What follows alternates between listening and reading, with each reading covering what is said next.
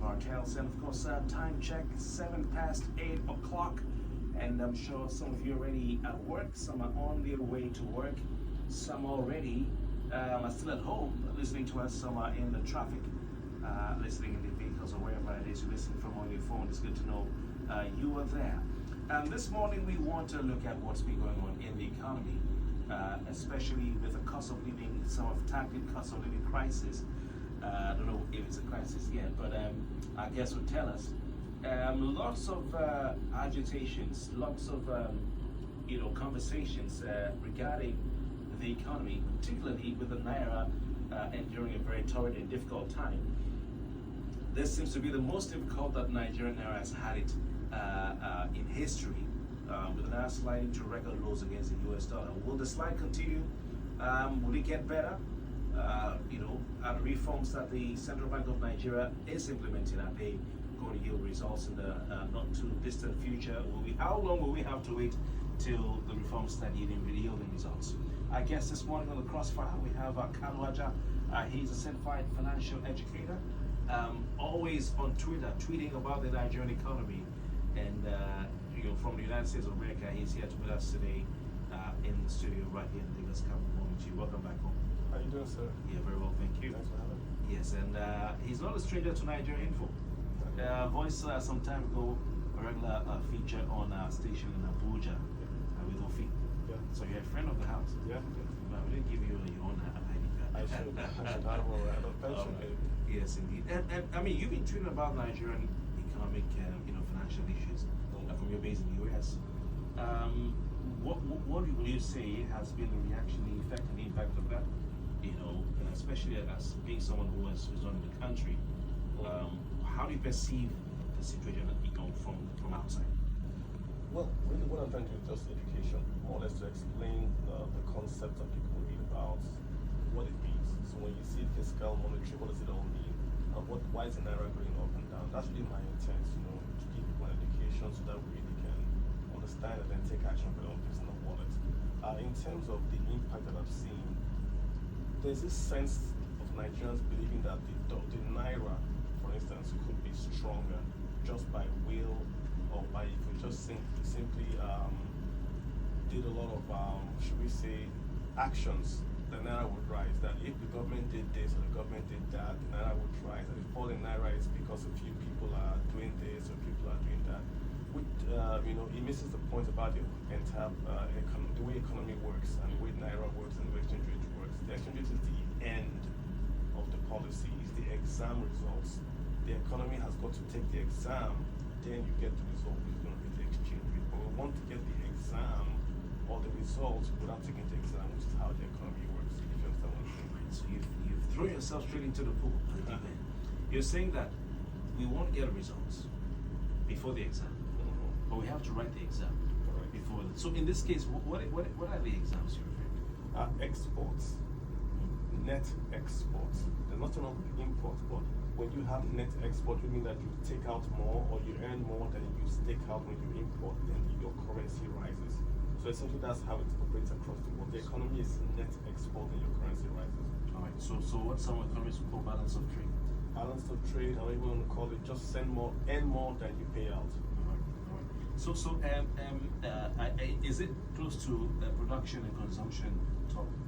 Kinda. I mean, consumption is not bad. You can consume and that creates wealth. As a matter of fact, the one problem Nigeria has is no consumption. We're not consuming in Nigeria. There's no wealth being created. So guys who have a job, come to no manufacturing because Nigerians are not consuming. The point is, what are we then consuming? We're exporting crude oil and we're importing luxuries. That's what the problem is. We're not subsidizing the local side of the equation. Hence, we're exporting that wealth out and increasing the consumption outside. Take PMS, we export crude oil, it's refined outside in Rotterdam, then we import PMS. So the consumption, the actual wealth insurance done in Rotterdam, then we then consume the end product here in Nigeria. So we lose out on that value addition here in the country. So we have to, produce and export more than we import. You've got to earn more than you pay out for import. Whatever you want to do. I mean, China is the largest, should we say, importer, maybe, and they're also the second largest exporter. So it's the net effect. If you take out crude oil, if if you export crude oil out, then you must make more from that than when you bring in PMS. But it's all reversed right now in Nigeria. We're spending more to bring in than we are making from. So like a businessman or a family man who spends more money than he makes. Something like that. So exactly. living above your means economically. That's a different topic, but exactly, we're not earning enough. Okay. So Interesting. Interesting. 0700-993-993-993. For all of you who like to engage with Kalu Aja on Twitter, a man is here. You can call in and talk to him. He's here in the flesh. 0700. Social media is quite interesting, you know. Yeah, I'm talking between making this a personality discussion and talk about you and then the issues, but maybe some other time. Or we'll just mix it. Social media is quite interesting. And it really gives one a reach to get an impact out there. And I must say, you're one person who's been balanced, you know, and being effective in your commentary on X. Okay, let's go straight to the phone lines. Hello, good morning. 0700-993-993-993. Hello. Very well, thank you. And you? Gentlemen. God bless you really good. God bless you really good. You see, that's what I don't share it when I call now. It's very simple. For God's sake. For God's sake. I don't know why he's calling Solido, calling all of them. I don't know. We have commodities. Take all these commodities off this forex. One for food, for fuel. I don't know why you cannot bring importation of fuel to zero. Then after you have done that, fix power. Then took another commodity that we have here, take it off the forex. Is it a difficult thing for God's sake? And now you are not joking for pillar to post. You are not doing what you are supposed to do first before you are not. I mean, my brother, God bless you very well again. All right. Jonathan. Thank you very much, Jonathan. Good to hear from you. He was referring to the tripartite committee set up by Mr. President. We'll get to that. Well, let's get to that. What do you think about that? Just almost, I think when I saw the story and heard about Mr. President set up an economic advisory council, it reminded me of Trump's economic advisory council as well. Is this a step in the right direction? I don't want you to be, the president, don't be diplomatic. Just say what you feel. No, I mean, I saw it today. I mean, it's made up of states and a few high rollers and all that. Yeah. The point is what advice the president takes. Buhari had a very, very powerful economic advisory committee as well with Wani and the rest. But did he take the advice? In the end, they can only advise, they can't implement. So it's really down to what advice he implements. The guys that are there, the particular guys that are there, are very accomplished. So if they tell him, hey, we need to move subsidies or we need to do X or we need to do Y, what does he take and implement? That's going to be key. Not really. That's just really it. All right, the names we're seeing there, I'm seeing on the list is Aliko Dangote, Femi Otedola, Amina Mena, that's the Vice President of Nigerian Economic Summit Group, Boye Olusanya, that's from Flour Mills, Shegun Ajayi Kader, DJ Manufacturers Association of Nigeria, Tony Elumelu, he needs an introduction, Bismarck Irani, he's still there. He said some things recently. Yeah, I'm not also take my calls. Samaila Zubair is very busy, guys. Samaila Zubair of AFC, Innocent Chukuma of Innocent. Jibril Adewale Tinubu at Orlando. Yeah, okay. His Excellency Charles Soludo, Anambra State Governor. His Excellency Tapo Abiodun, Ogun State Governor. Bisola Mikado, Senior Governor, of course. Kola Addition, and Abu Kadir Ali of BUA. CBU at the bottom. Okay. So those are the lists from the list of the clearance list. Someone captured the clearance list. So you're saying if he takes the advice? What advice does he take? They're going to give him good advice. What would he take? Because in Nigeria, they marry the economic and the political. IMF has said remove subsidies on power. Okay, that's good. That's good plus and minus argument.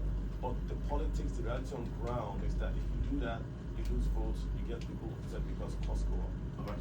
So the reality, the politics is you don't do that because you want to keep the votes and keep the goodwill. Political capital is like a bank account. It goes easily. So you've got to marry it. So when people feel good, they can sacrifice. And that's where optics come in. The optics right now is that the current administration is a spendthrift, that they're not really cutting back on their spending. So you can tell people to pay more for power when the senator says we can't cut a kobo from our expenses, we're importing SUV. So the public institution is not going with them. There is no drive to say we're in this together. It's like they are doing their own thing, and then the people are suffering for that. So it's saying one thing but doing the other thing. Correct. People have to buy in. If you were the head of the chief manager of the Nigerian economy, coordinating with some economy, IMF says cut electricity tariffs. You've done well cutting the petrol subsidy, but you're still paying money. You also need to take that. What are you going to say? What are you going to tell the president? It's good advice, but when is the question? When do you cut it? Nigerians are not consuming since 2022, not consuming 23, not consuming. Costs have gone up, wages have stayed flat, inflation has gone up.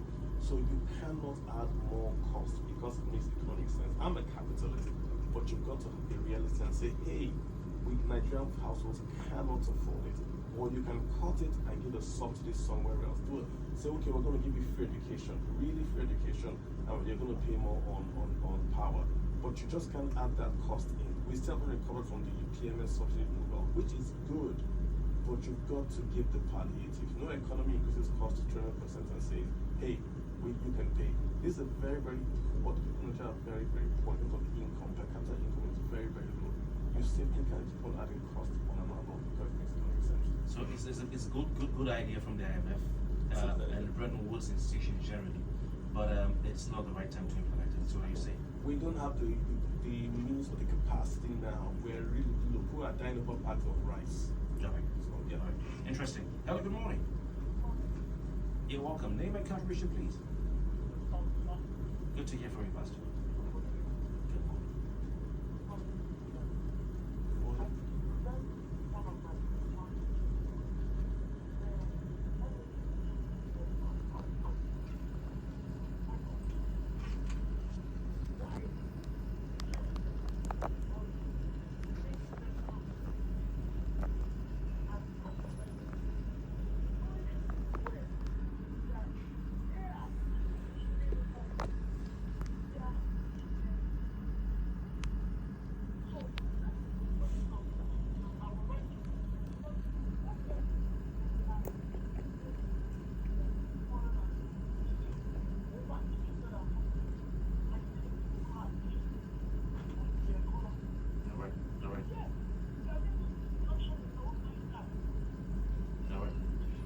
Thank you very much. Well, Innocent is part of that economic advisory, that's a tripartite committee. But this is a committee to advise, not a committee of those who are part of the problem, for the way you're putting it, you know. Why is Naira where it is today? Apart from, is it just about the removal of subsidy on petrol? Could Nigeria have continued to subsidize petrol? Though the IMF is saying we're still paying subsidy on petrol. So 3 questions, right? So the number 1, we're still paying subsidy, and number 2, yes, we're paying subsidy. The Naira is where it is today because we're not exporting enough. We have net export, but we're not exporting enough. Crude oil export in Nigeria as of 2005 was about 2.2, 2.3 million barrels per day. Today is about 1.5, 1.7 million barrels per day. Just the math tells you that we're not exporting enough. So it's not about removal of subsidy.